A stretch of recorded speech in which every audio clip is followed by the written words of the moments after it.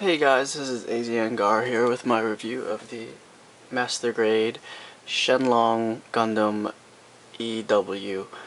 Now this is from the Gundam Wing Endless Waltz, which is the manga, a new manga, which retells, basically it's a Gundam Wing, but it uses the Hajime Katoki designs, which you see here. And, this is one of the 5 Gundams. As you can see, it pretty much retains like the essence of Shenlong, the original design, the Okawara. I don't know if that's his name, but anyway, yeah, the original TV design. But the main difference is the dragon, the look of the shield, and it's a little bit the shoulder pads, and that's about the noticeable difference.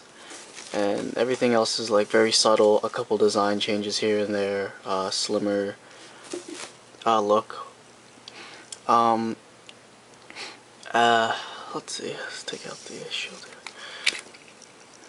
here. One of the things I like about this kit is that it doesn't have a lot of weapons, which is, you know, some people may see as like a downside, but like you can store all of them on the kit, on the Gundam, and it looks pretty nice. So yeah, for colors you have the regular Gundam colors, the white, blue, red, and yellow. Gray for the inner frame. Just to let you know that I have not put any stickers on this kit, so all those yellow pieces you see, the really small yellow pieces, are actually parts, which is like really nice, like how Bandai did that. But if you do want stickers, all the stickers they give you are, all the foil stickers they give you are the, ones for the eyes, the camera, and the eyes for the dragon, because you have to paint that on. You get, of course, yeah, clear decals, warning stickers, and the, rub transfer decals.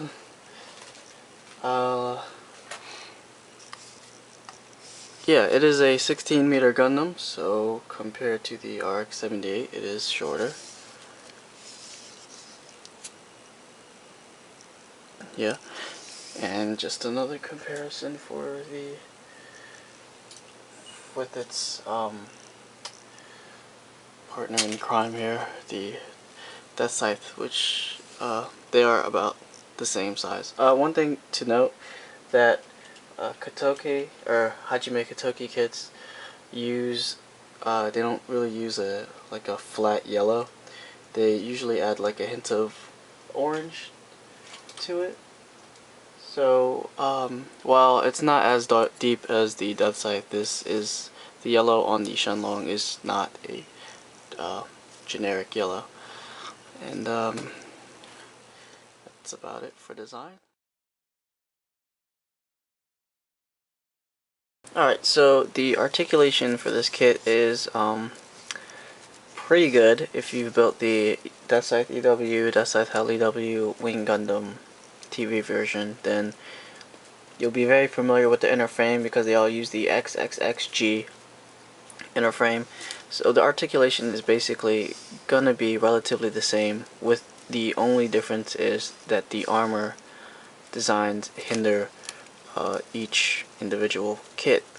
So let's go. The head, which by the way, the way that you construct this head is probably the most impressive head I've constructed in all my Gunpla. By the way, you can take this off.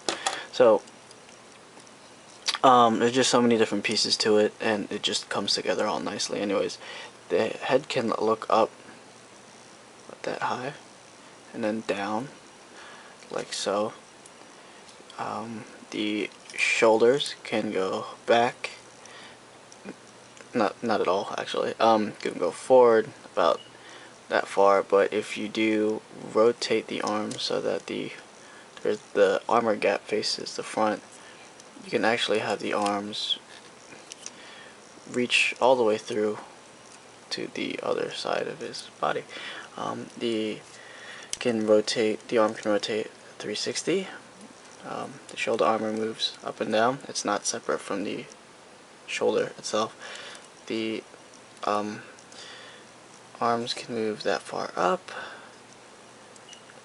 rotate below the shoulder, move at 2 points in the arm, which is above the, or below the bicep, and right above the forearm. And this is where the armor hindrance comes into, comes into play. So these are square armor. Okay, and basically Bandai was kind enough to include a small diagonal groove there to give us more what is that?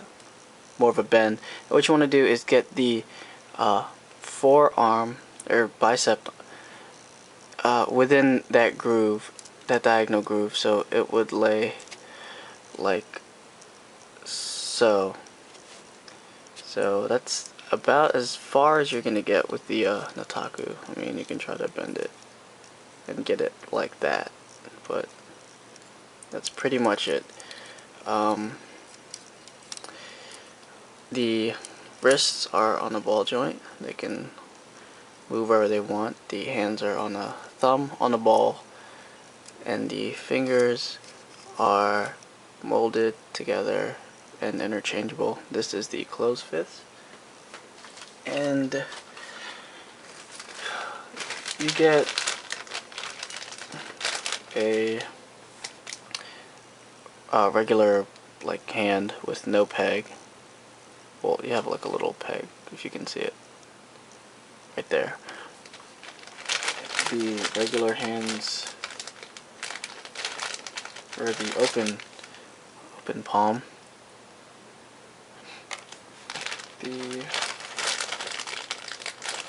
And last but not least, the hands with the actual peg in them. Now you get that for both kits, so you can basically kinda do what you like. The waist is on 2 ball joints, one right here and then one connecting to the hips. So anyways, or the stomach has 2 joints, one connecting to the like upper ab and one to the waist. Anyways, so it can go up, not so much, down a little bit more, then it can go up. You can rotate about that far to the side because this back armor hits the waist, so about that far side to side. Oh, the cockpit does open. Very simple. You see a little woofay in there. And the front skirts are on a peg, or like a hinge that connects to the waist, and then a ball joint that connects to the actual skirt armor, so it can go out and then you can move it down and then have it go out a little bit more. The side skirts are on a ball joint, so they can move out about that far and wiggle. Back skirts are also on the ball joint, so they can move about that far. Legs are on a hinge, and connected to the leg by pegs, so I can move them. If you move the armor right, you can move them out about that far. Bend at the knee at 2 joints. 2 points to get a full 180. Go back as far as the skirt armor will let it. Go to the side. Basically almost almost 90. Rotate, pull below the hip. I did the knees. The ankles are on a ball joint here and a ball joint there, so they can move wherever they want and move side to side like so.